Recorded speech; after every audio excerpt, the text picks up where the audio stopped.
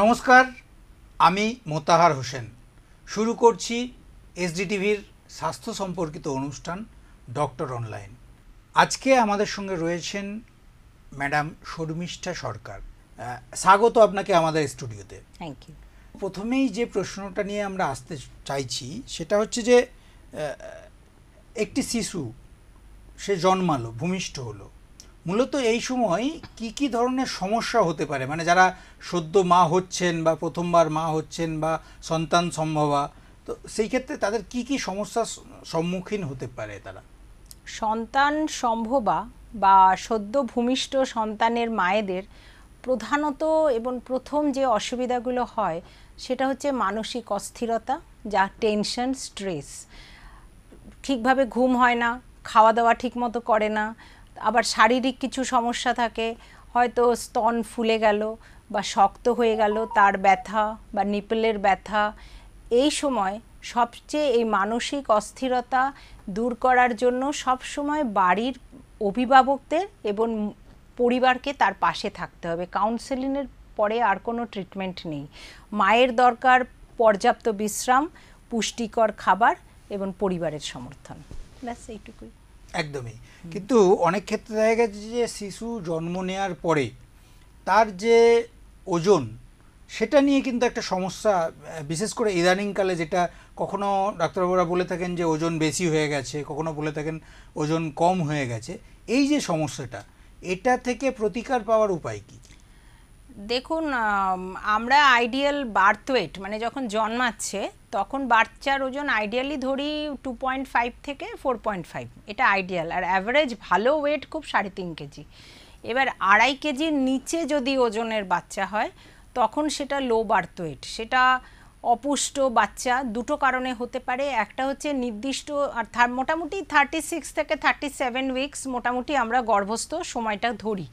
তার নিচে যদি তার মানে কম সময় যদি বাচ্চা ভূমিষ্ঠ হলো তাহলে তো বাচ্চার ওজন বৃদ্ধি সবই কম হবে, তাকে আমরা লো বার্থ ওয়েট বা প্রিম্যাচিওর বেবি বলি। আরেকটা হয় 37 সপ্তাহ কমপ্লিট করে ভূমিষ্ঠ হলো কিন্তু তার গ্রোথ ঠিকমতো হলো না, সেটাকে আইইউজিআর বেবি বলা হয়। এগুলোর অনেকগুলো কারণ থাকে। গর্ভস্থ অবস্থায় মা পর্যাপ্ত বিশ্রাম নেয়নি, পুষ্টিকর খাবার খেতে পারেনি, বা স্মোক করেছে, বা মায়ের হার্ট ডিজিজ, ডায়াবেটিস, বা একটা মায়ের মাল্টিপল প্রেগনেন্সি, ধরুন টুইন্স ক্যারি করছে বা তার ট্রিপলেট ক্যারি করছে, সেক্ষেত্রেও কম ওজনের বাচ্চা হয়।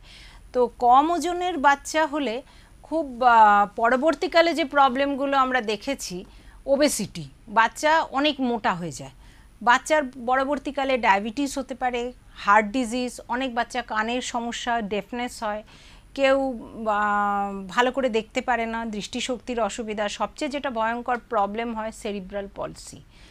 সেই সমস্যাগুলো তো হতে পারে।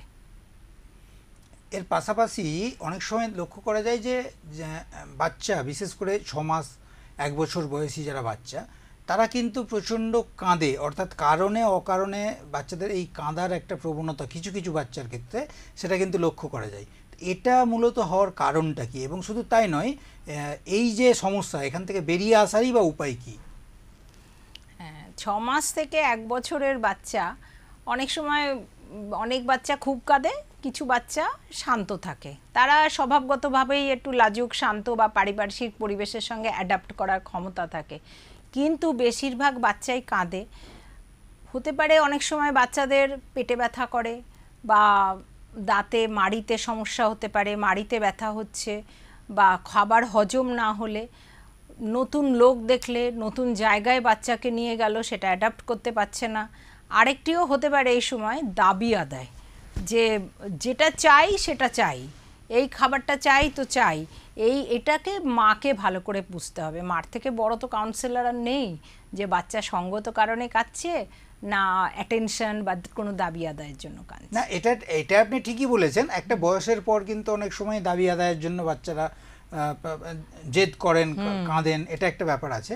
কিন্তু সেই বয়সের নিচে, অর্থাৎ 6 মাস 1 বছর 2 বছর বয়স পর্যন্ত, এই সময়কালে কিন্তু অনেক যারা মা, সদ্য মা হয়েছেন, বা তারা কিন্তু বলে থাকেন যে বাচ্চা প্রচুর কাঁদে, খেতে চায় না অনেক সময়, এই ধরনের যে সমস্যাগুলো মেইনলি হয় কি যে আজকাল বেশিরভাগ ক্ষেত্রে আমরা তো হাসপাতালে দেখছি, বেশিরভাগ ক্ষেত্রে বাড়ির লোক ধৈর্য ধরতে পারে না, মায়ের বুকের দুধের ওপরে তাদের মানে একদম থাকবে না, ফর্মুলা মিল্কে অনেক অসুবিধা হয়, পেটে ক্র্যাম্প আসে, পেটে ব্যথার জন্য ছোট বাচ্চা কাঁদে, ওইটা একটা কারণ। অনেক সময় সর্দি কাশি হলো, নাক বন্ধ হলে কাঁদে, কানে ব্যথার জন্য কাঁদতে পারে, এইসব বিভিন্ন কারণ, মানে ওগুলোকে বিশেষজ্ঞ ডাক্তারের কাছে, যদি মা সামলাতে না পারেন তাহলে বিশেষজ্ঞ ডাক্তারের কাছে পরামর্শ করাই ভালো।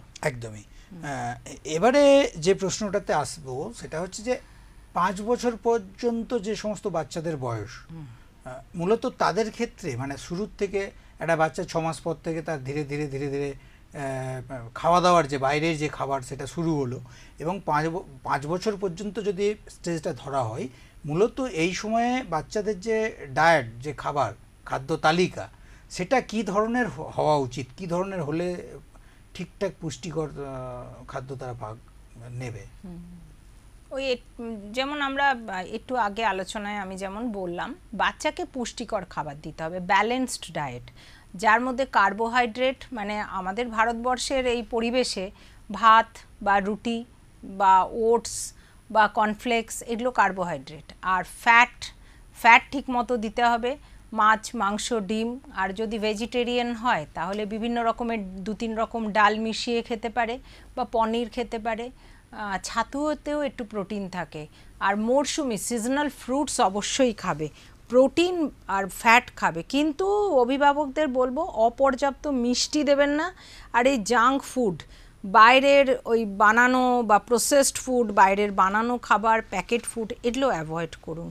এগুলোকে অ্যাভয়েড করলে বাচ্চার পেটও ভালো থাকবে, বাচ্চা ভালো করে বড় হবে, গ্রোথটা ঠিকমতো এবং গ্রোথ এবং হেলথ ডেভেলপমেন্ট সবই, হ্যাঁ সবই ঠিকমতো হবে, হ্যাঁ কাজ করবে। ঠিক স্বাভাবিকভাবেই এখানে একটা বিষয় চলে আসে, সেটা হচ্ছে যে এই সময়টাতে বাচ্চাদের যে উচ্চতা, মানে বয়স অনুযায়ী উচ্চতা এবং ওজন, এই দুটো কিন্তু অনেক বাচ্চার যারা বাবা মা তাদেরকে বলতে শোনা যায় যে বাচ্চা ঠিকমতো গ্রোথ হচ্ছে না বা উচ্চতা বাড়ছে না, এই যে একটা সমস্যা ফেস করতে হয়, সেখান থেকে মানে তার প্রতিকার কি? হ্যাঁ, অনেক বাচ্চার বাবা মারা চিন্তিত হন যে বয়স আন্দাজে তাদের গ্রোথ হচ্ছে না বা ওজন বাড়ছে না। তো সেক্ষেত্রে আমরা প্রথমে আমাদের কাছে কনসাল্ট করতে এলে পুষ্টিকর খাবারের একটা লিস্ট দিয়ে দিই। পুষ্টিকর খাবারের একটা লিস্ট দেওয়ার পরেও যদি সেটা না বাড়ে, তখন আমরা কিছুটা কাউন্সেলিংও করি বাবা মাকে, যে একটা জেনেটিক ম্যাপিং আছে, যদি আপনার বাবা বা মায়ের যার জিন ও ইনহেরিট করছে তার মতোই লম্বা হবে, তার বেশি তো লম্বা হবে না। এবার তাও যদি পুষ্টিকর খাবার বা ঠিকভাবে খাওয়া দাওয়ার করার পরেও যদি ওজন না মারে, তখন আমরা বাচ্চাদের কিছু রক্ত পরীক্ষা, কিছু এক্সরেস করি বা হরমোন লেভেল ঠিক আছে নাকি তার ইনভেস্টিগেশন করি।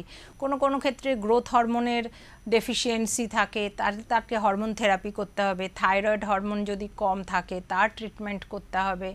তো সেগুলো বিশেষজ্ঞ ডাক্তারের পরামর্শ, বিশেষজ্ঞ ডাক্তার এবং ক্লিনিক্যাল ইনভেস্টিগেশনের মধ্যে দিয়ে তখন সেগুলো তাহলে প্রসেসিং করতে হবে। খুব স্বাভাবিক ব্যাপার। তো এই সময় মানে এই যে বাচ্চা জন্মের পর থেকে 4 বছর 5 বছর পর্যন্ত যে সময়টা, এই সময়ে কিন্তু বিভিন্ন ধরনের টিকা দেওয়া হয় বাচ্চাদের। এই বিষয়টা মানে কি ধরনের টিকা দেওয়া হয়, এবং প্রত্যেকটা টিকাই অত্যন্ত জরুরি, কিন্তু তার মধ্যেও বিশেষ কিছু আছে কি না? হ্যাঁ, ন্যাশনাল ইমিউনাইজেশন শিডিউলে যেগুলো ভ্যাকসিনেশন শিডিউল করা আছে সেগুলো তো দিতেই হবে, যেগুলো পশ্চিমবঙ্গের স্বাস্থ্য বিভাগ থেকে অ্যাভেইলেবল প্রত্যেকটি সরকারি হাসপাতালে। তো সেটা তো প্রথমেই আপনার BCG, hepatitis B, oral polio দিতে হবে, তারপরে ওই শিডিউল অনুযায়ী পেন্টাভ্যাক এখন দেওয়া হয়, রোটাভাইরাস দেওয়া হয়। তবে এইগুলো দিতে হবে 9 থেকে 10 মাসে আপনার এমএমআর টিকাটা পড়বে, আবার 1.5 বছরে বুস্টার ডোজ আছে, 5 বছরেও বুস্টার ডোজ আছে। এই 5 বছর অবধি যে ভ্যাকসিন শিডিউল, এগুলো তো অবশ্যই নিতে হবে। তবে তার সঙ্গে যে বাচ্চা সর্দি কাশিতে খুব ভুগছে, প্রায়শই ভোগে, অনেক যত্নে রেখেও বাবা মারা এসে বলেন যে প্রতি মাসে জ্বর হচ্ছে, কাশি হচ্ছে, তারা বছরে একবার ফ্লু ভ্যাকসিন আমরা তাদের অ্যাডভাইস করি, বছরে একবার। তারপরে যে কোনো জল থেকে, হাতের নখ থেকে কোনো ইনফেকশন হতে পারে, তার থেকে hepatitis A prevention vaccine, chicken pox prevention vaccine, এগুলো নেওয়া যেতে পারে, নিউমোনিয়া ভ্যাকসিন, এইগুলোই মূলত দেয়া হয়ে থাকে। হ্যাঁ, টাইফয়েড আছে একটি। খুব স্বাভাবিক। এবারে যে বিষয়টা সামনে আসছে সেটা হচ্ছে যে এই যে ভ্যাকসিনটা দেওয়া হচ্ছে, এই ক্ষেত্রে গ্রাম অঞ্চল বা শিল্পাঞ্চল অর্থাৎ শহর এবং মফস্বল সাধারণ মানুষের মধ্যে সচেতনতা বা সাধারণ মানুষের মধ্যে এটা নিয়ে অ্যাওয়ারনেসটা ঠিক কোন পর্যায়ে আছে বলে মনে করেন আপনি? অ্যাওয়ারনেসটা অনেক বেড়েছে। আমরা যখন পড়াশোনা করেছি সেই সময়ে যখন রাউন্ডে যেতাম আর কি আমাদের স্যারদের সঙ্গে, তখন তো মানুষজনকে দেখতাম যে ভ্যাকসিন দেওয়ার, টিকা দেওয়ার ব্যাপারে একটা ভীতি, যে না টিকা দেবো না, টিকা দিলে জ্বর হবে, টিকা দিলে শরীর খারাপ হবে। কিন্তু আজকাল এসে যখন দেখছি তখন কিন্তু অ্যাওয়ারনেস অনেক। এমনিও পশ্চিমবঙ্গের স্বাস্থ্য বিভাগ এই নিয়ে বিভিন্ন ধরনের ক্যাম্প বা অ্যাওয়ারনেস ক্যাম্প বা ভ্যাকসিনেশনের ব্যবস্থা করেছেন। এখন তো এটি সিজারের পরে বাচ্চা ডিসচার্জের আগেই বাবা মারা চলে আসে যে নেক্সট ভ্যাকসিন কবে হবে, ভালো করে বলে দিন, কোথায় পাবো। অ্যাওয়ারনেস অনেক বেড়েছে, কি গ্রামাঞ্চলে আর কি শহরাঞ্চলে। একদমই। এবারে যেটা বলবো, মানে যে প্রশ্নটা নিয়ে আমরা কথা বলবো সেটা হচ্ছে যে জন্মের পর থেকে প্রথম 1 বছরের মধ্যে মূলত কি কি ধরনের বাচ্চাদের সমস্যা লক্ষ্য করা যায়? জন্মের পরেই যেটা আমরা দেখি সেটা ফিজিওলজিক্যাল জন্ডিস, ওটা ন্যাচারাল প্রসেসের মধ্যে ধরি। ওটা যদি বাচ্চা সামান্য হলুদ হলেও ভালো দুধ টুধ খায়, রিফ্লেক্স মানে হাত পা নড়া, খেলাধুলা ঠিক থাকে, বেশিক্ষণ ঘুমিয়ে না থাকে, তাহলে ওটা 14 দিনের মধ্যেই আমরা বলি জন্ডিস কমে যায়। কিন্তু বাচ্চা যদি খুব নেতিয়ে পড়ে, বারবার বমি করে, বা 2-3 ঘন্টা বাদেও ঘুম থেকে না উঠছে, খুব হলুদ হয়ে গেছে, সেক্ষেত্রে অবশ্যই শিশু বিশেষজ্ঞ ডাক্তারকে কনসাল্ট করুন। আদারওয়াইজ তারপরে যেগুলো হয়, একটু নাক বন্ধ হওয়া, বা ছোট্ট বাচ্চার নিউবর্ন যেগুলো, সেগুলোর সাদা সাদা গুঁড়ি সারা শরীরে বেরোচ্ছে, এগুলোও আমরা স্বাভাবিক ন্যাচারাল প্রসেস বলি। কোনো বাচ্চার একটু নিপল বা স্তনটা একটু ফুলে আছে, কি ছেলে কি মেয়ে বাচ্চা, এটাও ন্যাচারাল প্রসেস। কারো ভেজাইনাল ব্লিডিং দেখা যায় ফিমেল বেবিগুলোর, সেগুলোকেও আমরা বলি ওগুলোকে কিছু না, পরে ওটা হরমোনাল ইমব্যালেন্সের কারণে হয়, ওগুলো ঠিক হয়ে যায় পরবর্তীকালে। এরপরে যেটা হয় একটু বড় হলে সেটা হচ্ছে ফাইমোসিস হচ্ছে লিঙ্গের সামনের পুরুষ বাচ্চাদের চামড়া থাকে। এবার যদি ইউরিনেশনে পেচ্ছাপ করতে অসুবিধা না হয় তাহলে আমরা ওয়েট করতে বলি, আর না হলে বিশেষজ্ঞ সার্জেনকে পরামর্শ করুন কোনো অসুবিধা হলে। তারপরে যেগুলো হয় পেটের সমস্যা, লুজ মোশন, ভমিটিং, সর্দি কাশি, ভাইরাল ফিভার, এইসব হতে পারে। একদমই। আমরা আলোচনা করছি ডক্টর শর্মিষ্ঠা সরকারের সঙ্গে, এবং আপনারা যারা এই অনুষ্ঠান দেখছেন, আপনাদের যা কিছু স্বাস্থ্য সম্পর্কিত প্রশ্ন রয়েছে সেগুলো আমাদের নিচে দেওয়া হোয়াটসঅ্যাপ নাম্বারে আপনারা পাঠাতে পারেন। এখন নিয়ে নেব একটা ছোট্ট বিরতি, ফিরে আসছি বিরতির পর।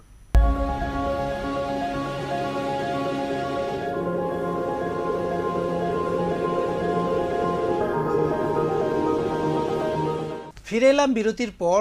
আপনারা দেখছেন এসডিটিভির অনুষ্ঠান ডক্টর অনলাইন। আমাদের সঙ্গে রয়েছেন ডক্টর শর্মিষ্ঠা সরকার। ম্যাডাম, এবারে আমরা যে প্রশ্নে আসতে চলেছি সেটা হচ্ছে যে এই যে বয়স বাড়ার সাথে সাথে বাচ্চাদের মধ্যে একটা প্রবণতা লক্ষ্য করা যায়, যদিও সেটা সব বাচ্চার মধ্যে নয়, তবে কিছু কিছু বাচ্চার ক্ষেত্রে কিন্তু একটা প্রবণতা লক্ষ্য করা যায় যে বিভিন্ন ধরনের অভ্যাস, এক কথায় বলা যেতে পারে এগুলো কিছুটা বদ অভ্যাসই বটে, যেমন আঙুল চোষা বা এই ধরনের যে সমস্যাগুলো রয়েছে, এইগুলো কিন্তু কিছু কিছু বাচ্চার মধ্যে লক্ষ্য করে তাদের যারা গার্জেন বা বাবা মা রয়েছে। তো এটা থেকে বেরিয়ে আসার উপায়টা কি, বা এটা হয় কেন, এই সময়টাতে বাচ্চাদের এই ধরনের একটা প্রবণতা কেন কাজ করে? আঙুল চোষা অনেক সময় আমরা দেখেছি, বেশিরভাগ ক্ষেত্রেই, যে অশান্ত দুষ্টু দুরন্ত বাচ্চাদের মধ্যে, বা কোনো কোনো ক্ষেত্রে মানসিক অবসাদ বা স্ট্রেস থেকে হয়।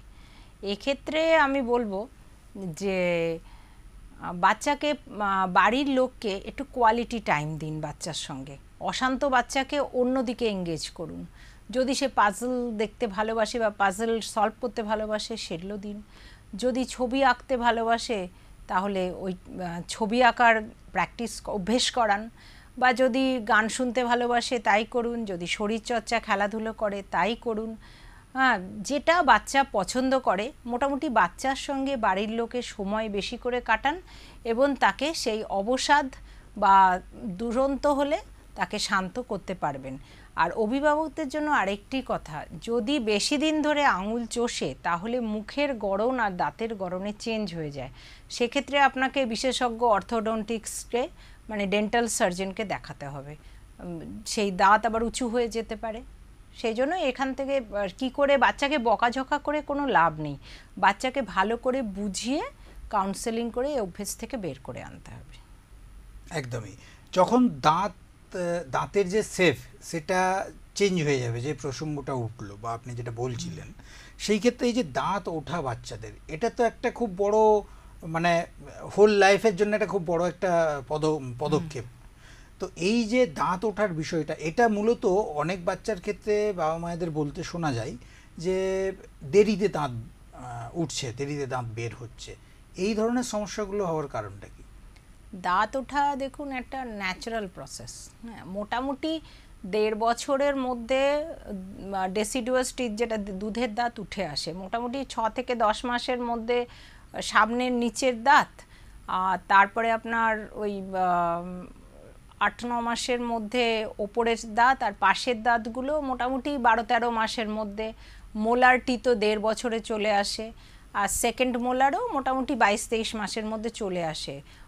মোটামুটি 1.5 বছরের মধ্যে যদি দুধের দাঁতগুলো মোটামুটি না ওঠে তাহলে ডেন্টাল সার্জনকে কনসাল্ট করতে হবে। ওনারা ওপিজি বা বিশেষ এক্স-রে করে দেখে নেবেন কোথাও কোনো সমস্যা আছে নাকি। তবে দাঁত ওঠার পরে সেই দাঁতের যত্ন কিন্তু নিতে হবে। কিছু খেলে মুখ পরিষ্কার করা, দুধ খাওয়ার পরে মায়েদের বলবো বারবার মুখ পরিষ্কার করা, বা চকলেট যে কোনো খাবার। কারণ যদি একবার র্যাম্পেন্ট ক্যারিস হয়ে যায়, অনেক বাচ্চাদের দেখবেন ছোট ছোট দাঁত হয়ে গেছে আর দাঁতের রং চেঞ্জ হয়ে গেছে, সেগুলো কিছুতেই আর কিন্তু কন্ট্রোল করা যাবে না। অনেক সময় বাঁকা দাঁত বের হচ্ছে, হ্যাঁ, দাঁতটা বাঁকা হয়েই বের হচ্ছে, বাঁকা হয়েই বের হচ্ছে। সে তারপরে দাঁত ওঠার সময় যে কোনো কিছু মুখে দেবে, মাড়ি ফুলে যাবে, দাঁতে ব্যথা হবে, এই প্রবলেম তো থাকবেই। সে যদি হয় তখন দন্ত বিশেষজ্ঞের কাছে কনসাল্ট করতে হবে। হ্যাঁ, একদমই। আচ্ছা, এই যে 5 বছর বয়স পর্যন্ত, ভূমিষ্ঠ হওয়ার পর থেকে যে সমস্ত 5 বছর বয়স পর্যন্ত বাচ্চারা, তাদের ক্ষেত্রে মূলত কি কি ধরনের রোগ লক্ষ্য করা যায়? মূলত বেশিরভাগ তো আজকাল যেটা হচ্ছে ভাইরাল ইনফেকশন, সর্দি, কাশি, জ্বর, পেটের সমস্যা, লুজ মোশন, ভমিটিং, স্কেবিস যেটা হচ্ছে চুলকুনি, সারা দেহে হাত পায়ে খুব ছোঁয়াচে, স্কুল থেকে বা একজনের জামা কাপড় আরেকজন পরলে হতে পারে। তারপরে স্কুলে আরেকটি স্কুল বা কোনো জায়গায় একসঙ্গে অনেক বাচ্চা জমায়েত হলো, সেখানে হ্যান্ড ফুট মাউথ ডিজিজ, এই ভাইরাল ডিজিজটা খুব কমন, ভীষণ ছোঁয়াচে। নিউমোনিয়া হতে পারে, কনজাংটিভাইটিস, চোখ ওঠা যাকে বলে, এগুলো হতে পারে। পেটের রোগ, মিজলস, হাম যাকে বলে, তারপরে আপনার ম্যালেরিয়া, ডেঙ্গু, এইসব হতে পারে। এইগুলো তো ধরুন কমন, কিন্তু এমন কি কিছু বিষয় আছে যেটা বিপজ্জনক কিছু হওয়ার সম্ভাবনা রয়েছে? যদি নিউমোনিয়া হয়, হাই ফিভার, প্রচণ্ড কাশি, শ্বাসকষ্ট ডেভেলপ করছে, মানে তখন বুঝতে হবে লাংস ইনফেকশন। সেক্ষেত্রে অনেক সময় শুধু কনসালটেশনে হয় না, বাচ্চাকে ভর্তি করতে হয়, অক্সিজেন দিতে হয়। আবার ধরুন ডেঙ্গু, ম্যালেরিয়ার মতো ভাইরাল ডিজিজ হলো, সেক্ষেত্রে প্লেটলেট কাউন্ট কমে যাচ্ছে। প্লেটলেট কাউন্ট কমে যাওয়ার অর্থ হচ্ছে একটা বিপজ্জনক সীমার নিচে যদি চলে যায় তাহলে হট করে যে কোনো জায়গা থেকে ব্লিডিং শুরু হবে, তখন কিন্তু মৃত্যু পর্যন্ত হতে পারে। তো সেই সব ক্ষেত্রে হসপিটালাইজেশন দরকার হয়ে পড়ে। একদমই। এবারে এখন যেটা লক্ষ্য করা গেছে, এটা বলতে পারেন বহুল প্রচলিত একটা সমস্যা। কারণ আমরা যখন বাবা মায়েদের সঙ্গে কথা বলছিলাম, তখন আমরা অনেক বাবা মায়ের ক্ষেত্রেই একটা কমন অভিযোগ আমরা পাচ্ছিলাম। সেটা হচ্ছে যে এই যখন একটু মানে বাচ্চার যখন বয়সটা একটু বেশি হলো, 1.5 বছর 2 বছর বা অল্প অল্প কথা বলতে শিখছে, হাঁটতে শিখছে, সেই সময় কিন্তু তাদের খাওয়া দাওয়ার ক্ষেত্রে একটা বায়না ধরার একটা জেদ ধরার একটা বিষয় সামনে চলে আসে। এবং ইদানিংকালে যেটা সব থেকে কমন একটা ব্যাপার হয়ে দাঁড়িয়েছে, বাচ্চাদেরকে খাওয়া দাওয়া মানে খাবার খাওয়ানোর সময় মোবাইল দেওয়ার একটা বিষয় সামনে চলে আসে। মোবাইল তারা দেখছে, বিভিন্ন কার্টুন, বিভিন্ন ছড়া দেখে তারা খাবার খাচ্ছে। এই যে বাচ্চার মায়েদের, বিশেষ করে মায়েদের যে এই যে অভিযোগ, আমি এটাকে অভিযোগই বলবো এক প্রকার। তো এই যে বাচ্চাদের মানে মায়েরা যে এই বিষয়টাকে বলছে, এটা তারা সব বড় সমস্যা হিসাবে দেখছে কোনো কোনো মা। তো এটা থেকে এটা কেন হয়, বাচ্চাদের মধ্যে এই ধরনের প্রবণতা কাজ কেন করে, এবং সেটা থেকে বেরিয়ে আসার উপায় কী?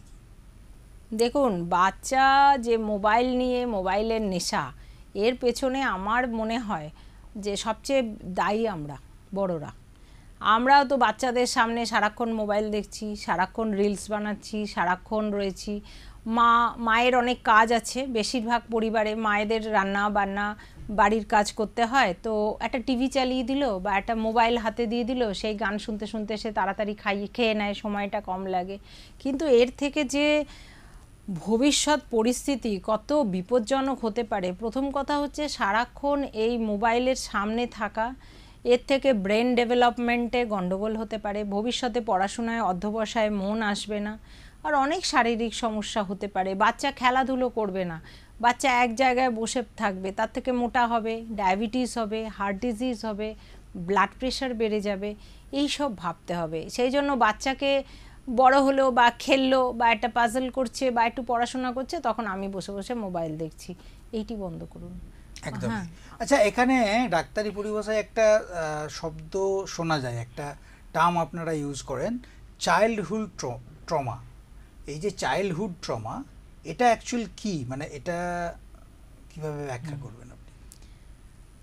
বাচ্চাদের মনটা একদম খুব নরম, একটা কি বলবো, বর্ষায় সেই জল চলে যাওয়ার পরে যে নরম তালের মাটি, সেই রকম তাদের ইমপ্রিন্ট হয়ে যায় যা তারা চোখে দেখে।